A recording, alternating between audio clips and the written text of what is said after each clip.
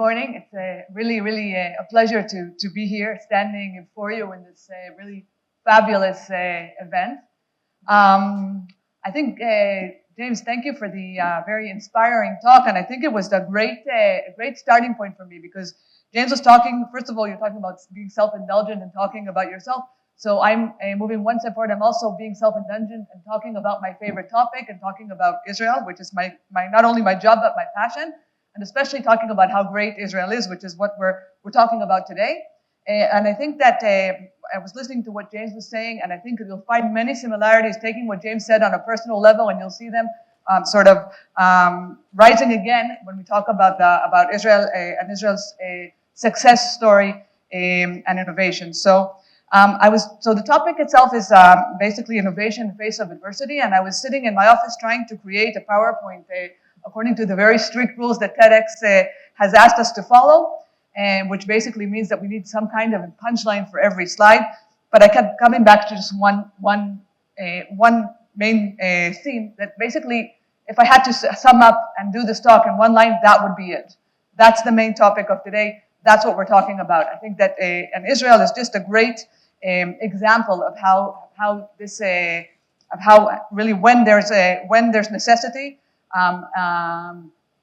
you create innovation from that. So that's where I'm starting. But to understand this and to understand the journey of Israel, we have to travel back in time. We have to look a little bit at history because understanding Israel is to understand it, you have to understand the history. So I'll go back. I can go back when we talk about Israel. We can talk about histories of thousands of years ago, but I'll go back only to 1948, the year that Israel was established. Israel gained independence. This was after World War II. Israel finally became an independent country again after thousands of years where Jews were spread around the world. Jews were finally able to come back to their homeland, to their ancient homeland, and coming from basically everywhere in the world. They were coming from, this is just after the Holocaust. We know it's a very, very dark time in history. Survivors of the Holocaust were able now to come to a homeland where they would be able to feel safe, but they were coming after a very traumatic period.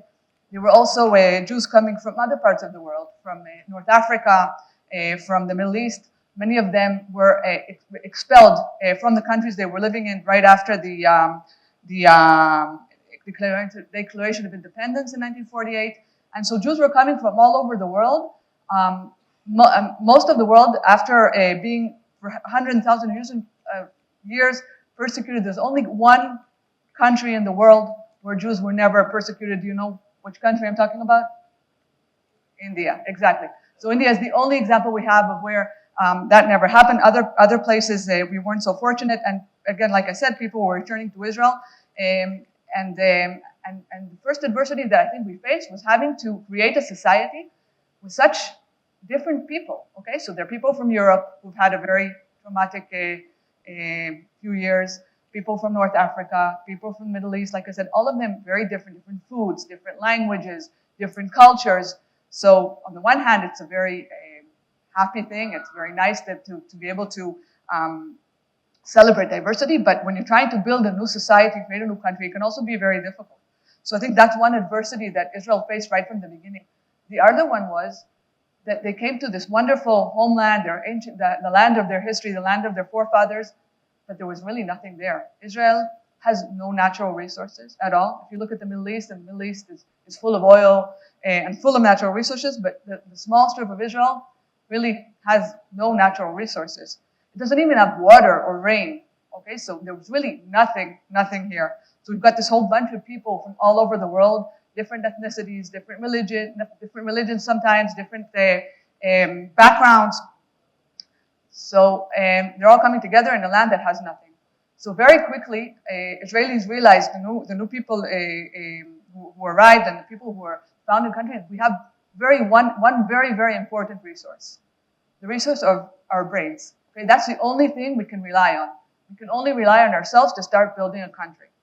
And I think one of the first examples we can see is the fact, like I mentioned, there was no water. There's no water in Israel. And so pretty early on, Israel became one of the leaders in water technology. So drip irrigation, I think everybody has heard about drip irrigation. And that was started because of the necessity in water, and the fact that there was no water in Israel. Today, Israel is one of the leading countries in water technologies, whether it's desalination, whether it's purifying water. There's even companies in Israel who know how to turn air into water. Okay, so I think that's a good example of how necessity created some very, very important innovation, but it didn't stop at that. Again, we were trying to figure out, we as young Israelis, we're trying to figure out how else we can survive. And today everybody's talking about clean tech, okay, about being aware of environment. But Israel, because of necessity, already in the 50s, started to figure out how to harness solar energy. So, because the one thing we do have is sunlight. There's a lot of sun in Israel. And today, together we were able to both harness the sunlight for energy, and like I said, develop the irrigation systems. And today, when you fly, it's very visible. When you fly to Israel, if you're coming from India or coming from the southern part or the eastern part of the globe, when you fly over to Israel, you fly over a desert and you see the desert, and suddenly, when you get to Israel, you see suddenly a very green strip of land. It's very different than what you see in the surrounding countries, and it's very visible, actually visible when you're looking down from a plane. So it's amazing to see how today, how the necessity actually happened. It might not have happened had we had oil or had we had any other natural resources. We might not have had the need to create what we did, and I think we were very, very privileged to in a way, have these necessities to be able to create. But there are also other adversities that Israel faced back then and faces today. Israel is, we sometimes when we talk about it, we feel like an island country. And why do we feel like an island country? Is because the borders with the countries that we have haven't always been easy. There are no easy relationships today. We have peace treaties with two of the countries surrounding us, with Egypt and with Jordan. However, other borders are still not friendly borders, and even those two borders, it took a while before the peace treaties happened with Egypt in the 70s and with Jordan in the 90s. So it's basically Israel was in a country surrounded by enemies. So that created all kinds of different challenges and adversities. First of all, we were not able to collaborate with our neighbors. Okay, knowledge sharing, things that we might do naturally, and try to work together to find solutions for challenges, geography-based challenges like you might see in Europe or in the United States. This was not possible for Israel, so we really had to rely on ourselves. We're talking about a time where communication wasn't like today. You couldn't have Zoom calls with your colleagues from around the world. Even phone calls were very expensive and not very common. So really, we had to learn to work together. And this helped, and this necessity also helped create together a more unified community. So like I said, we were from all over the world, but we had to work together to succeed. And we did that. We worked together to be able to try and find the solutions, and that created a society very open and very accepting, and basically created the melting pot that we talk about today, where all the different cultures have space and room, and we're able to, on the one hand, people can feel their ancestries, whether they come from Morocco or they come from Poland. They feel that they know they can, they have their own traditions, their own food, their own way of celebrating the festive. But we also feel as one country. I think that's something that, in a way, India is also similar to Israel in that way, with all the different backgrounds that people have in India, but on the other hand, feel very Indian. So that was something else that was another important value that was created from the necessity. However, the security threats are way more than that. As you know, Israel's been facing a very difficult period the past year and a half. We still have 59 hostages in Gaza that we're hoping to see come home soon. And this is just the latest example of one of the most atrocious examples, what happened on October 7th, 2023, of the very difficult relationships that we have with our neighboring countries. And Israel has had to learn to defend itself. And really there was no choice. We have to have a strong army. We have to be in the cutting edge of technology when it comes to defense. And this also has helped build society and create an innovative society. First of all, on the very obvious fact that Israel creates technologies, very advanced and very innovative technologies in the area of defense. Okay, there are many. If we see the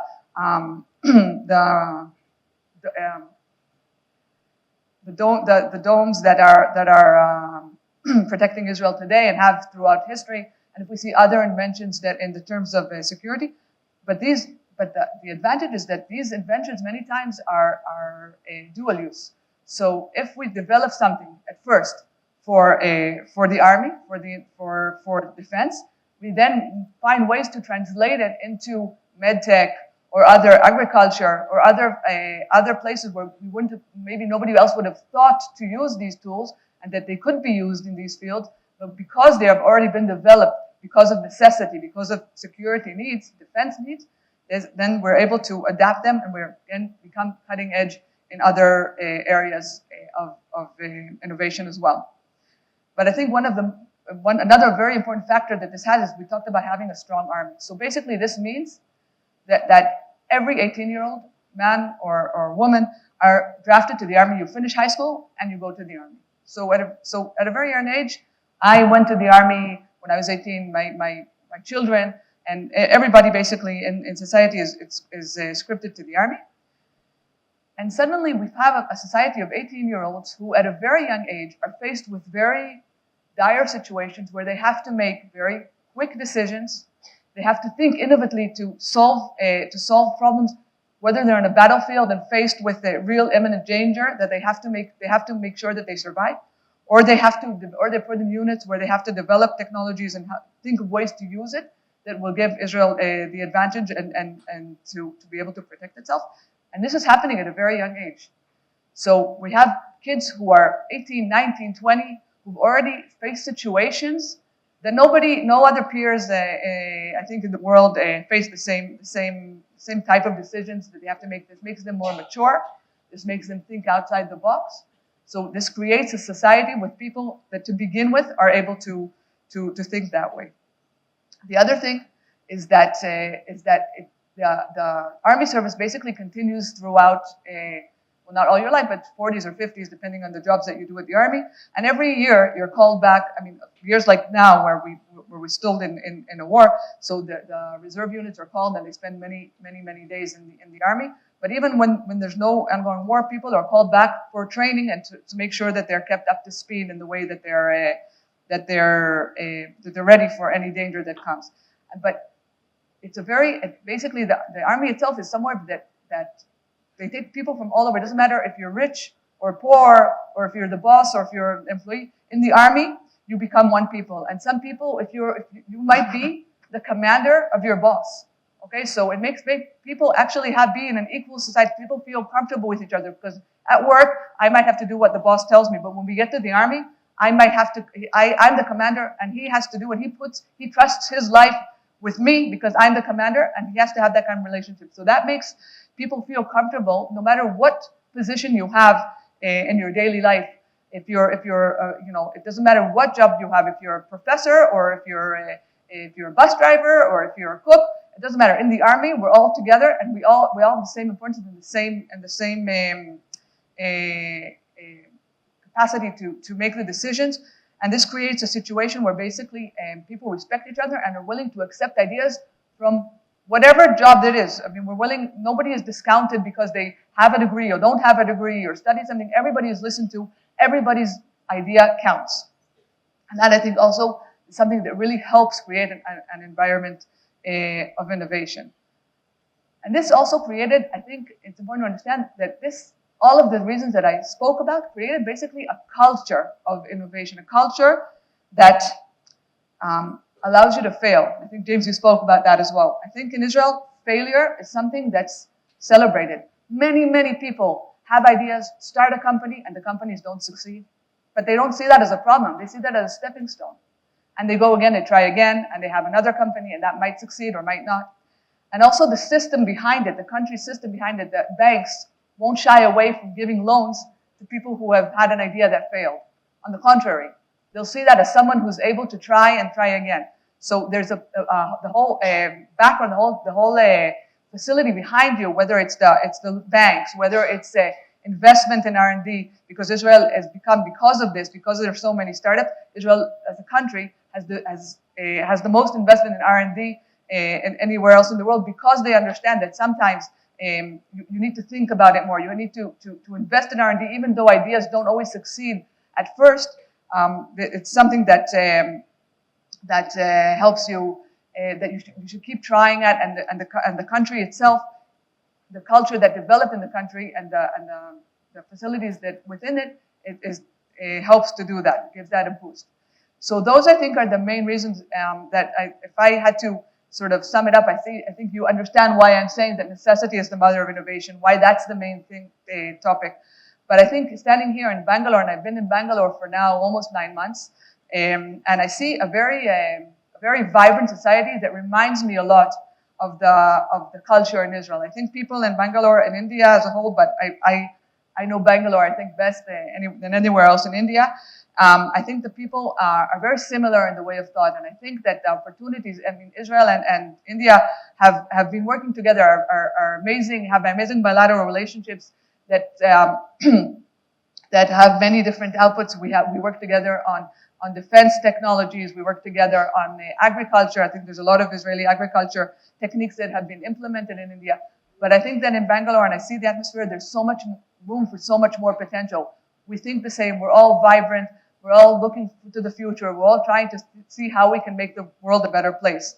And I think working together will be a very beneficial, not only for Israel and for India, but for the world as a whole, because I think these two people working together have a lot to say and a lot to bring to the world.